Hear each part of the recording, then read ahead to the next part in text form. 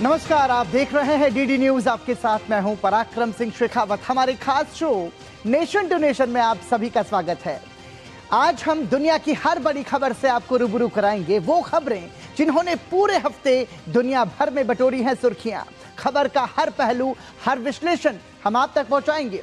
और आज nation to nation में सबसे पहले बात करेंगे ईरान की।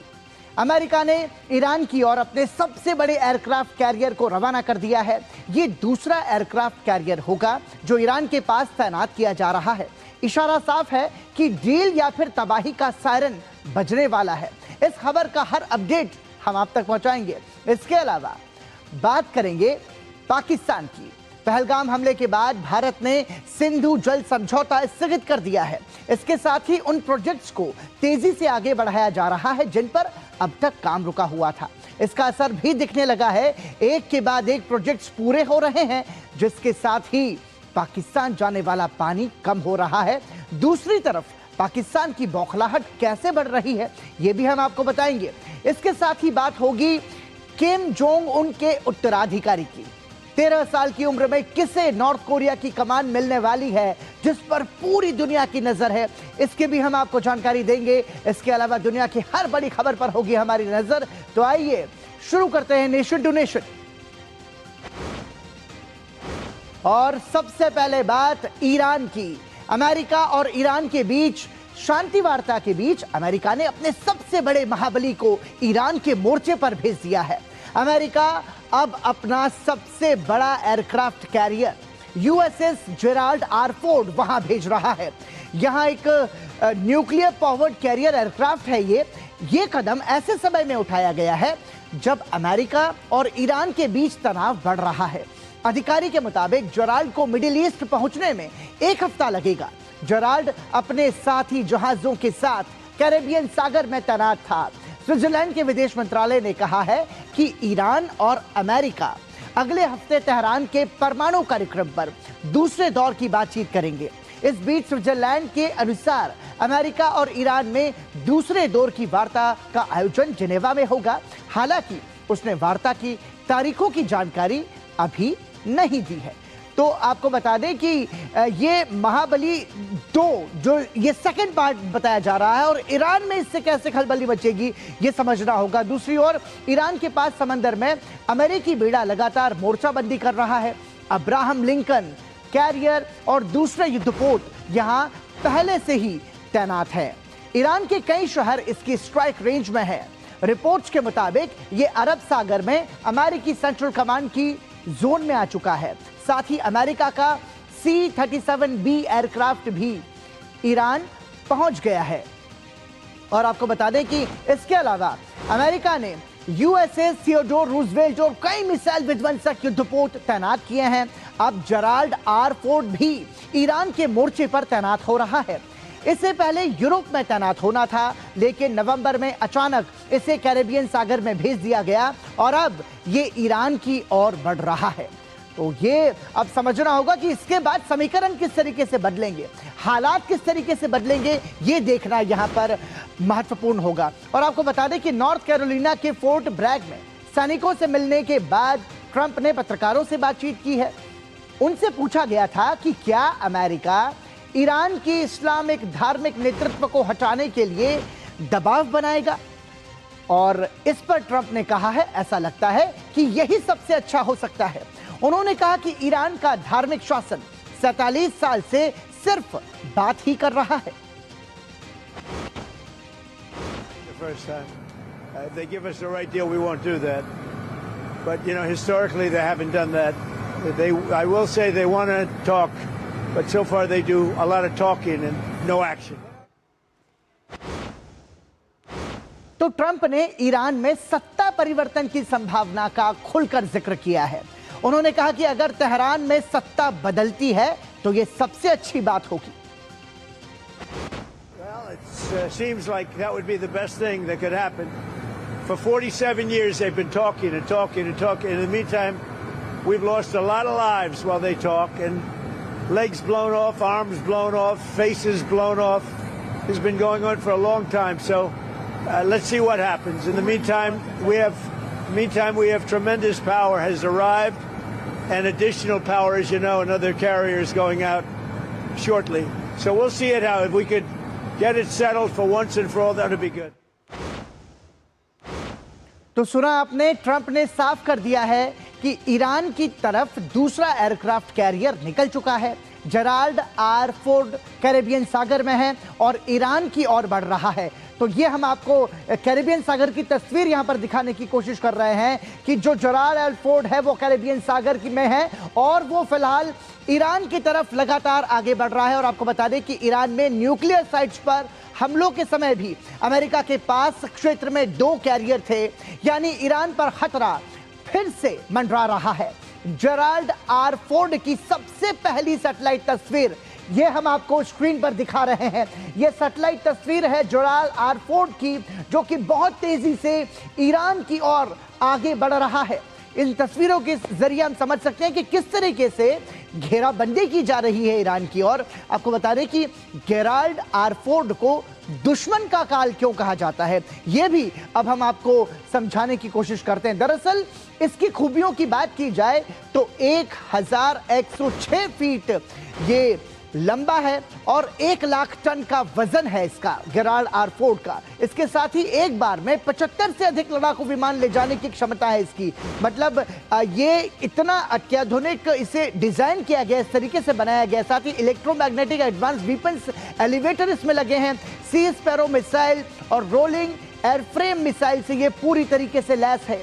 $13.3 बिलियन की लागत से सबसे महंगा युद्धपोत ये बनकर तैयार हुआ है।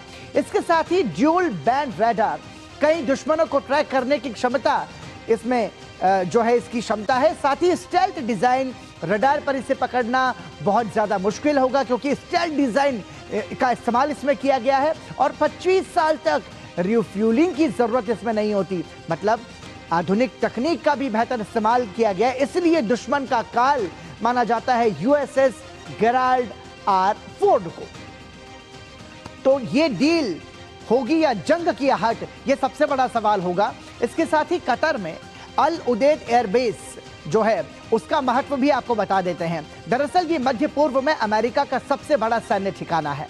यहाँ अमेरिकी सेंट्रल कमांड का मुख्यालय है। यहाँ 11,000 से अधिक सैनिक और लगभग 100 लड़ाकू विमान, ड्रोन और बम वर्षक तैनात रहते हैं। हाल ही में यहाँ पैट्रियट मिसाइल डिफेंस सिस्टम की तैनाती बढ़ाई गई है। बहरीन के मनामा में अमेरिकी नौसेना का ये 5वां बेड़ा है। ये ईरान के जल क्षेत्र के बहुत करीब है। कुवैत में अली अल सलेम, इसे द रॉक भी कहा जाता है। ये इराक सीमा के करीब है और हवाई एक्शन के लिए बहुत महत्वपूर्ण है। कुवैत में लगभग 13,000 से अधिक अमेरिकी सैनिक तैनात है। संयुक्त अरब अमीरात का अल धफरा एयरबेस जो है वो इराक का एरबिल एयरबेस और जॉर्डन के मुवफ़्फ़क़ सॉल्टी एयरबेस पर भी अमेरिकी सेना ने अपनी तैनाती बढ़ा दी है। यानी जमीन, आसमान और पानी, हर तरफ से ईरान अमेरिका से घिरता जा रहा है। तो ये अमेरिका ने पूरी तरीके से, एक तरीके से कह सकते हैं, मोर्चाबंदी कर दी है ईरान के खिलाफ। और एक तरफ अमेरिका ईरान के साथ वार्ता के दूसरे दौर की तैयारी कर रहा है, तो दूसरी ओर ट्रंप और नेतन्याहू ने वॉशिंगटन में मुलाकात की है। दरअसल आपको बता दें कि ट्रंप ने नेतन्याहू से बंद कमरे में मीटिंग की। 2 घंटे से अधिक समय तक बंद कमरे में दोनों की चर्चा हुई। बैठक के बाद ट्रंप ने कहा कि इस मुलाकात में कोई पक्का फैसला नहीं हुआ है फिलहाल, लेकिन ईरान से बातचीत चलती रहनी चाहिए। यानी मुलाकात के बाद ईरान पर कोई निर्णायक फैसला नहीं हुआ है। ट्रंप के सत्ता में लौटने के बाद नेतन्याहू के साथ ये 7वीं बैठक थी। रिपोर्ट के मुताबिक नेतन्याहू चाहते हैं कि किसी भी समझौते में ईरान के बैलिस्टिक मिसाइल कार्यक्रम और हमास और हिजबुल्लाह जैसे संगठनों को समर्थन देने पर रोक शामिल हो। हालांकि ईरान पहले ही इससे इनकार कर चुका है। तो बैठक के बाद इजरायली प्रधानमंत्री ने कहा कि ईरान मुख्य मुद्दा है। התמקדו בכמה וכמה נושאים, אבל למעשה במשא ומתן עם איראן. הנשיא חושב שהאיראנים כבר למדו אם יש להם עסק. הוא חושב שהתנאים שהוא יוצר, בשילוב העובדה שהם בוודאי מבינים שהם טעו בפעם הקודמת שהם לא עשו הסכם, שיכול להיות שיבצעו התנאים להשגת הסכם טוב. רוצה לשמוע את דעתי.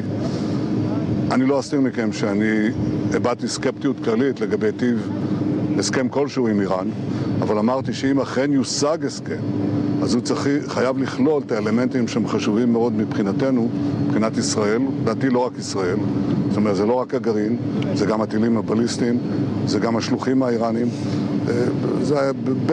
זה מוצתה השיחה הייתי אומר, אם כי גם נגע כמובן גם בעזה וגם באזור כולו וגם בדברים כלליים אחרים. तो एक तरफ अमेरिका अपनी तैयारी मजबूत कर रहा है, वहीं दूसरी तरफ ईरान भी चुप नहीं है। ईरान ने अपने मिसाइलों को तैनात कर दिया है। ईरान के सर्वोच्च नेता अली खामेनेई के एक वरिष्ठ सलाहकार ने कहा है कि ईरान और अमेरिका के बीच बातचीत आगे बढ़ सकती है और दोनों देशों के हितों की रक्षा हो सकती है, लेकिन ये बातचीत वास्तविकता पर आधारित होनी चाहिए और इसमें जरूरत से ज्यादा मांगे ना रखी जाएं। ईरान की रक्षा परिषद के सचिव अली शमखानी ने कहा कि पश्चिम एशिया में स्थिरता और सुरक्षा को नुकसान पहुंचाने वाले कदमों से बचना सभी पक्षों के लिए समझदारी भरा रास्ता होगा। उन्होंने कहा कि क्षेत्र में कूटनीतिक कोशिशों का मकसद तनाव कम करना और राजनीतिक समाधान को मजबूत करना है। उन्होंने साफ कहा कि ईरान का मिसाइल कार्यक्रम देश की लाल रेखा है और इस पर कोई बातचीत नहीं होगी। साथ ही उन्होंने चेतावनी दी कि अगर किसी ने ईरान के खिलाफ कोई आक्रामक कदम उठाया तो उसे कड़ा, निर्णायक और उचित जवाब दिया जाएगा। ईरान के विदेश मंत्री अब्बास अराक्ची ने साफ कहा है कि ईरान डरने वाला नहीं है।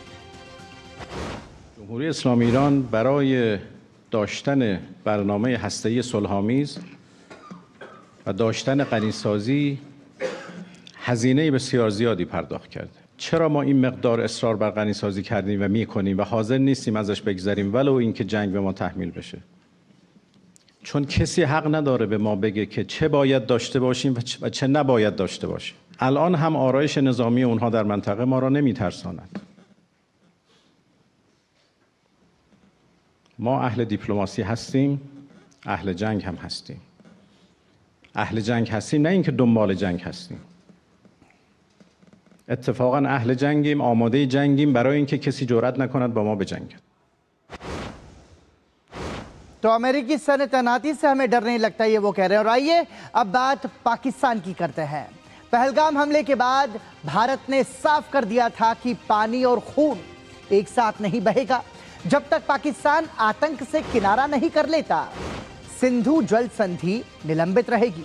इसके बाद पाकिस्तान हर दाव आजमा रहा है। हैग स्थित मध्यस्थता न्यायालय में अपील से लेकर यूएन में गुहार तक, लेकिन भारत अपने रुख पर अडिग है। भारत ने सिंधु जल संधि पर मध्यस्थता न्यायालय की सुनवाई में शामिल होने से भी इनकार कर दिया है। दूसरी तरफ भारत सिंधु नदी की सहायक नदियों पर तेजी से जल विद्युत योजना को आगे बढ़ा रहा है, जिससे मुनीर की नींद उड़ गई है। पाकिस्तान को पता है कि उसकी गीदड़ भभकी से अब भारत डरने वाला नहीं है और यही पाकिस्तान की बौखलाहट साफ जाहिर हो रही है। यहीं से पाकिस्तान ने भारत को पत्र लिखकर चिनाब नदी से संबंधित स्वालकोट जल विद्युत परियोजना के बारे में जानकारी मांगी है।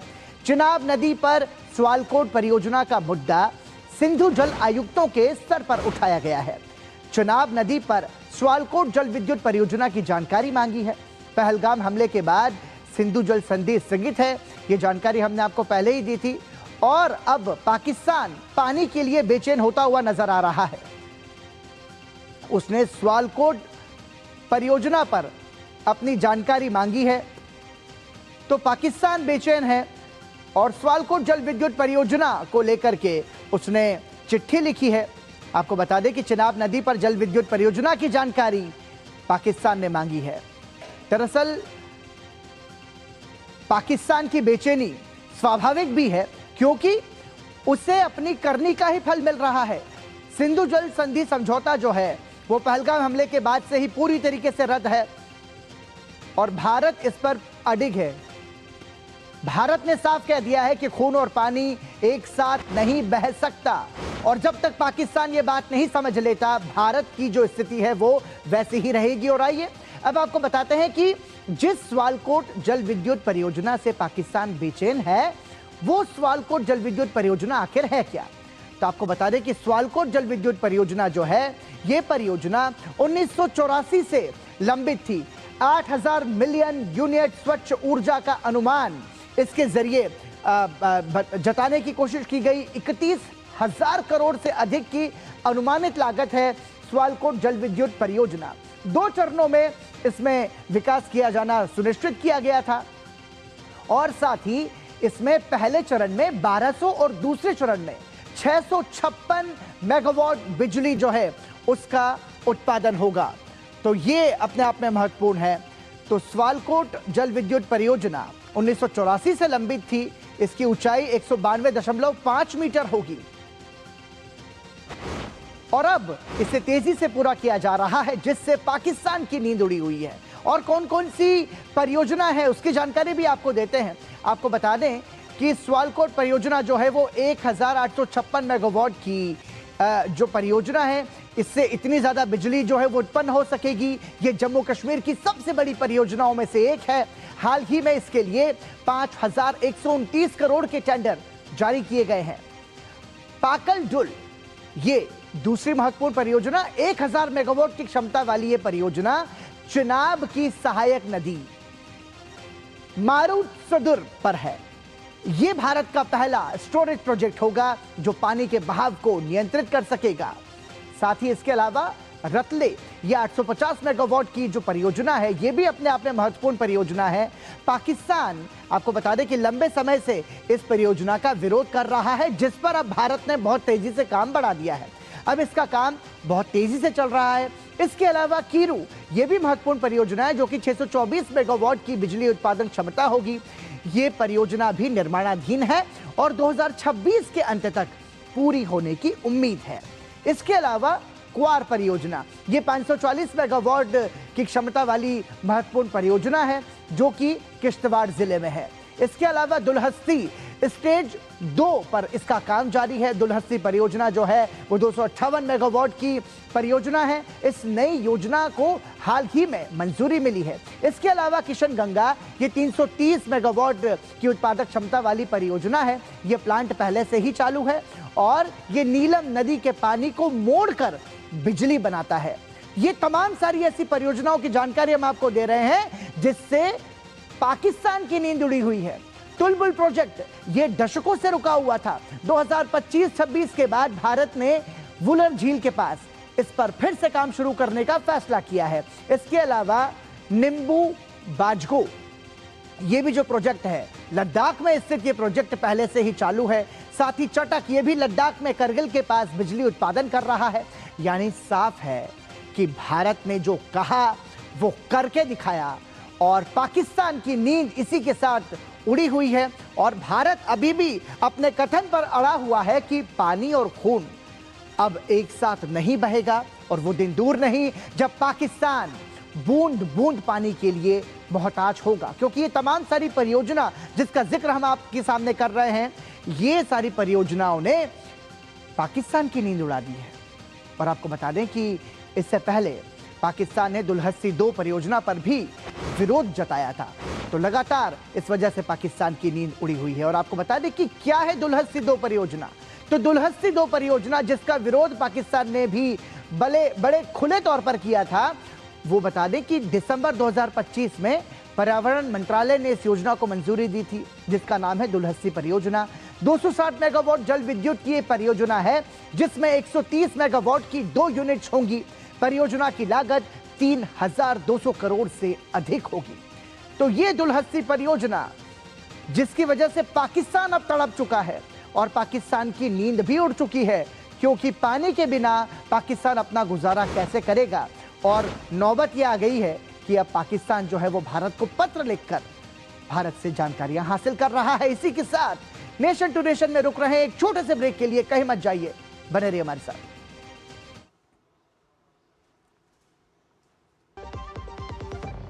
भारत में सालाना हजारों लोग हाथी पांव नाम की बीमारी की चपेट में आकर जीवन भर के लिए अपाहिज हो जाते हैं। मलेरिया की तरह ही हाथी पांव एक मच्छर के काटने से फैलता है और ये याद रखिए कि हाथी पांव का कोई इलाज नहीं है। गांव, शहर, अमीर, गरीब, हर जात और धर्म की रेखा पार कर किसी को भी अपनी जकड़ में ले सकता है हाथी पांव। पर डरे नहीं, इसका बचाव आसान है। साल में सिर्फ एक बार सरकार द्वारा दी हुई मुफ्त दवाएं खाएं और इस बीमारी से अपने आप को और अपने परिवार को बचाएं। याद रहे, एमडीए कार्यक्रम 10 फरवरी से शुरू होकर 2 सप्ताह तक चलेगा। दवा जरूर खाएं। स्वास्थ्य एवं परिवार कल्याण मंत्रालय, भारत सरकार द्वारा जनहित में जारी। मेरी पसंद, मेरी पसंद, मेरी पसंद, मेरी पसंद, हमारी पसंद, हम सबकी पसंद। मजबूत देश का मजबूत सरिया हो गया steel. Message message message. Dear investor, एक एक्सपर्ट स्टॉक टिप खास आपके लिए। ये ऐप डाउनलोड करो और पैसे डबल करो। एक्सपर्ट जी, बदमाश का बाप हूँ मैं। ऐप डाउनलोड करने से पहले मैं आपका पूरा रिपोर्ट कार्ड निकालूंगा। मैं मूर्ख नहीं हूँ। डिस्टेंस। यूपीआई कहता है, अगर कोई ऐसी सलाह दे तो पहले एडवाइजर की पूरी जांच कर ले और कहे मैं मूर्ख नहीं।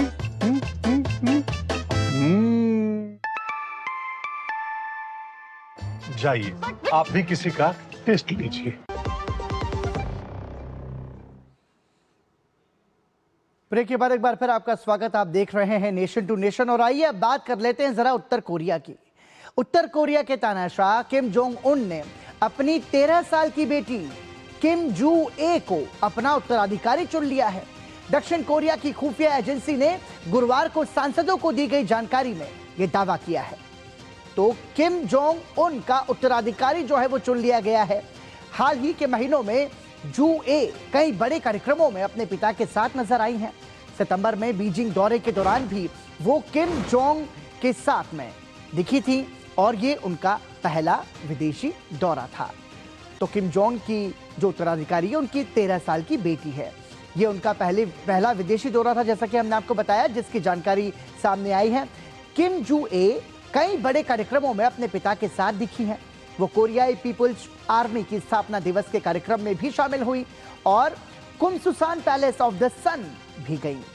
कुछ जानकारी, सरकारी नीतियों पर उनकी राय सामने आने के संकेत भी मिले हैं। इन सब बातों को देखते हुए माना जा रहा है कि उन्हें उत्तराधिकारी के तौर पर नामित कर दिया गया है। किम जू ए की चीन यात्रा से ही माना जा रहा था कि किम अपनी बेटी को भविष्य के उत्तराधिकारी के तौर पर तैयार कर रहे हैं। एक्सपर्ट्स यानी कि विशेषज्ञ जानकारों का भी मानना था कि जू को चीन ले जाना उनकी बढ़ती हैसियत का संकेत है। बीजिंग रेलवे स्टेशन पर उन्हें अपने पिता के साथ खड़ा देखकर यह साफ हो गया था कि विदेश में भी उन्हें उत्तर कोरिया का नंबर 2 माना जा रहा है। इस तरह किम जोंग उन दुनिया को संदेश दे रहे थे कि जू ए उनकी उत्तराधिकारी बनेगी। किम जू पहली बार 2022 में सार्वजनिक तौर पर सामने आई थी, जब उन्होंने अपने पिता के साथ एक बैलिस्टिक मिसाइल ICBM लॉन्च देखा था। 2023 में भी वो कई सैन्य कार्यक्रमों में साथ में नजर आई थी। किम जू अपने घर पर ही पढ़ाई करती हैं और उन्हें घुड़सवारी, तैराकी और स्कीइंग का शौक है। तो 13 साल की बेटी किम जू ए को उत्तराधिकारी चुन लिया गया है। और आइए रुक करते हैं अगली खबर का। इटली के शहर मिलान में शीतकालीन ओलंपिक के उद्घाटन से पहले विरोध प्रदर्शनों ने सुरक्षा व्यवस्था को हिला दिया है। हजारों प्रदर्शनकारी सड़कों पर उतर आए हैं और सरकार के खिलाफ प्रदर्शन कर रहे हैं। स्थानीय लोग पर्यावरण के नुकसान और शहर में बढ़ती महंगाई को लेकर अपना गुस्सा जाहिर कर रहे हैं। इस दौरान पुलिस और प्रदर्शनकारियों के बीच हिंसक झड़पें भी हुई हैं, जिससे वहां तनाव काफी ज्यादा बढ़ गया है। विंटर ओलंपिक के आलोचकों का कहना है कि कृत्रिम बर्फ का उपयोग पहाड़ों के नाजुक पर्यावरण और जल संसाधनों के लिए बहुत बड़ा खतरा है। शनिवार को हुए प्रदर्शन के दौरान पुलिस ने राजमार्ग पर जाने की कोशिश कर रहे प्रदर्शनकारियों पर आंसू गैस और पानी की बौछारें छोड़ी। प्रदर्शनकारियों ने भी जवाब में पटाखे और स्मोक बम फेंके। तो मिलान में हिंसक प्रदर्शन की तस्वीर हम आपको दिखा रहे हैं।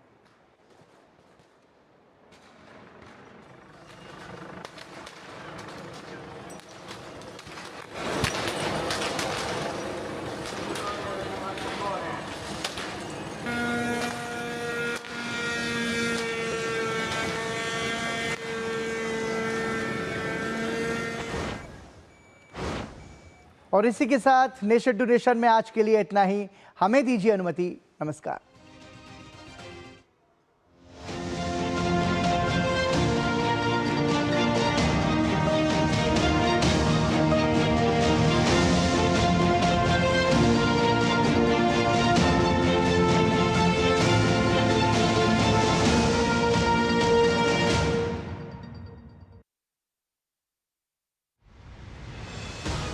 जब खबर सिर्फ स्टूडियो तक सीमित न हो,